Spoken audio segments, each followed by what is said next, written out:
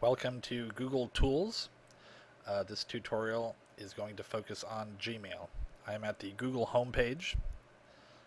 I click sign in.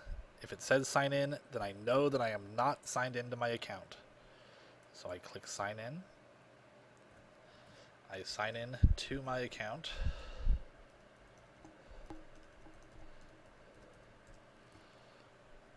Now I'm at the Google homepage again, but now my name is here, so I am signed into my account.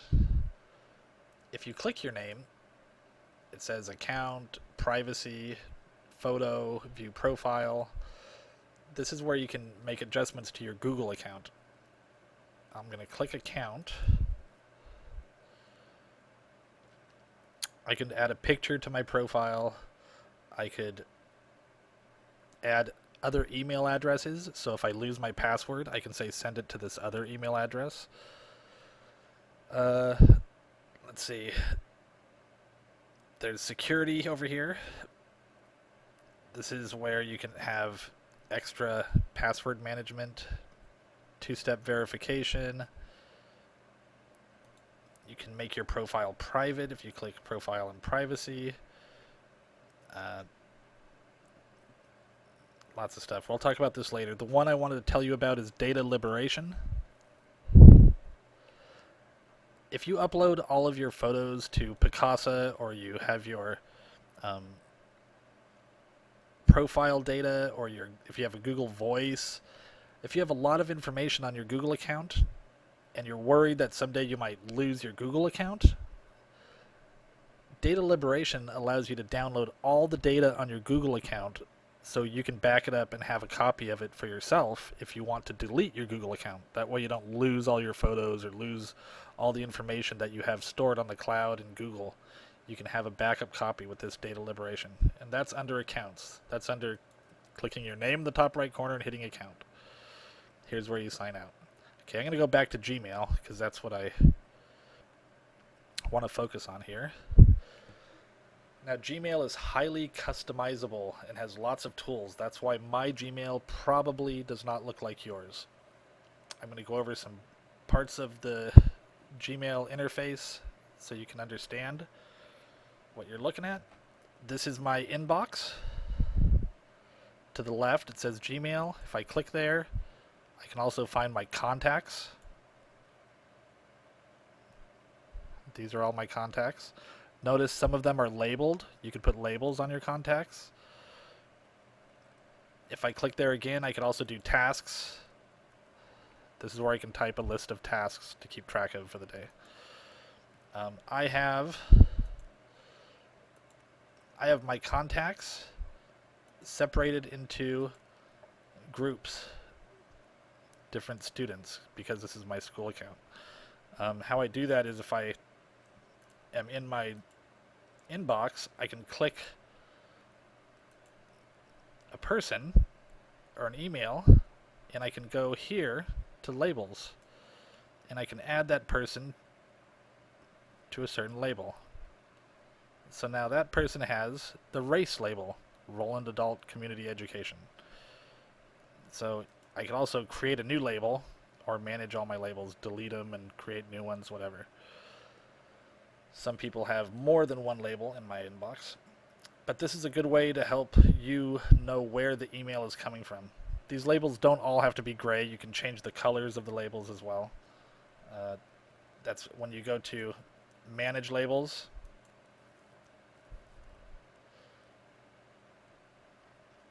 You can show certain emails and hide certain emails. That's what this is for. Here's where you create new labels. But I don't want to get too deep into that right now. We're going over the basics here. Okay, here's my inbox. This is all the mail that I've sent. These are drafts that I've typed but not sent. And this is all those three categories together, all mail. Circles has to do with Google+. We'll be talking about that later. And these are email accounts that I have imported into this email account. Gmail does not use folders like some email clients do. Gmail uses labels to identify certain categories. Now, if I don't have a name clicked, this is all blank here. But if I click a name, I can click on more, and there's more options. I can add a star. I can add an email to the task list. I can mark it as unread, as not important. I could also filter this message. What this means is I have this one clicked, this email. If I filter messages like this, any message from this address to a certain address or that has a certain subject or whatever, I can create a filter and say star it because it's important, or skip the inbox and save it in the archive, or I can say delete it, or I can say forward it to another address. You could do all kinds of things with individual emails. What I usually do is if I have a spam or something that I don't want, like Groupon send me 50 emails a day, I click on the Groupon email and I say delete it, create the filter, and then every time a Groupon email is sent to me, it's deleted and I don't have to worry about it. So creating filters is a good way to keep your inbox clean. Okay, so here we go with the settings. Over to the right, there's a gear, and that is the settings. Comfortable, cozy, compact. This just adjusts the size of your inbox. It's not much of a change, a little bit of a change. Down here is themes. You'll notice I have ninjas with stars here. If you click themes, you have a lot of themes to choose from. You'll see my whole background change here. Mountains. There's a lot of different themes. I'm going to stick with, I don't know, spearmint. How about that? Not too distracting. Okay, now I'm going to go back here and go to settings. These are all the settings available in Gmail.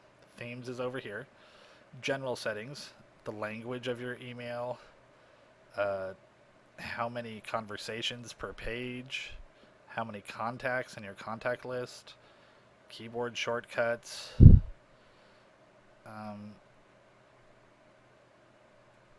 adding stars, enable undo send. You just have to read through this. There's a lot in here. You can have a default text style so your text looks a certain way every time. You could add a picture. You could have desktop notifications, so up here it will ding, ding, you have one email, and warn you. You can have a signature that all of your outgoing mail has, or you could have more than one signature, or you could have no signature.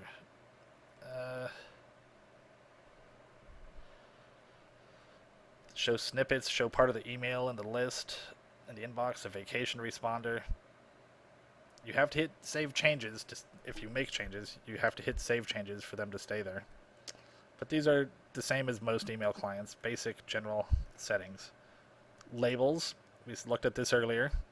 What do you want to appear over here? Do you want all these types of email categories listed, or do you only want the inbox listed? If you only wanted the inbox listed, you would hide everything. You see, as I'm hiding, things are disappearing over here. Hide, hide, hide, hide. And that makes it very simple. I just have my inbox. Now I can still go and look at these things by clicking more. But if I want to keep it simple, I can just hide everything. If I want to show something, like I want to see all the emails coming from this address, it adds it in there. So that is the labels feature. Inbox, the type of inbox you want. Do you want important messages first, starred first, priority first, or classic? Do you want markers by messages marked as important?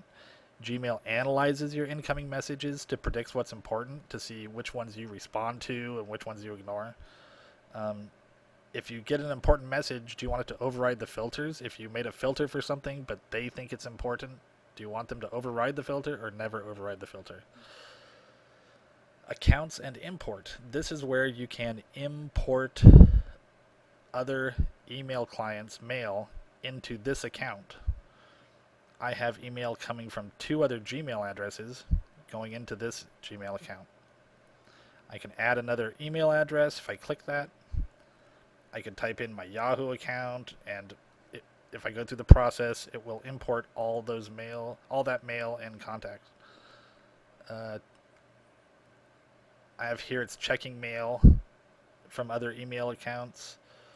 Here's import mail and contacts from Yahoo, Hotmail. So you can import your mail. You don't have to delete other accounts. Keep them. Don't change your address for other people. Just keep the other email accounts and have them imported into your new Gmail account. Let's see. The next one, filters. I showed you how to make a filter. I have lots of filters. Forwarding. You can forward a copy of all your incoming mail to another address if you would like. Add a forwarding address. I would leave POP enabled. And if you have Outlook, this is where you configure your email. Let's see. I think that's all you need there. Chat. If you're interested in chat, you can put chat on, and you could have video chat with your friends. You'd have to have a camera and microphone. Web clips. Don't worry about that. I'll show you that some other time. Labs. These are all the little cool things they've invented for Gmail that you can add. You can enable or disable. Google Docs gadget. I enabled this because it adds a box in the left column which displays all my Google documents from Google Drive, and I could quickly add them into emails if I wanted.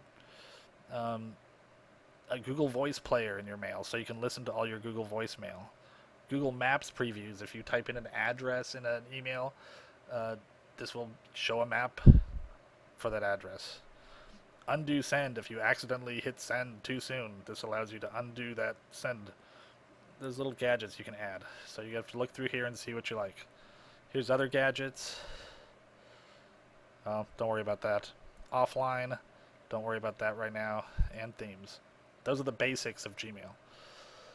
There's more, but we'll stop there for now. Explore, click the buttons. If you have any questions, esljkc@gmail.com.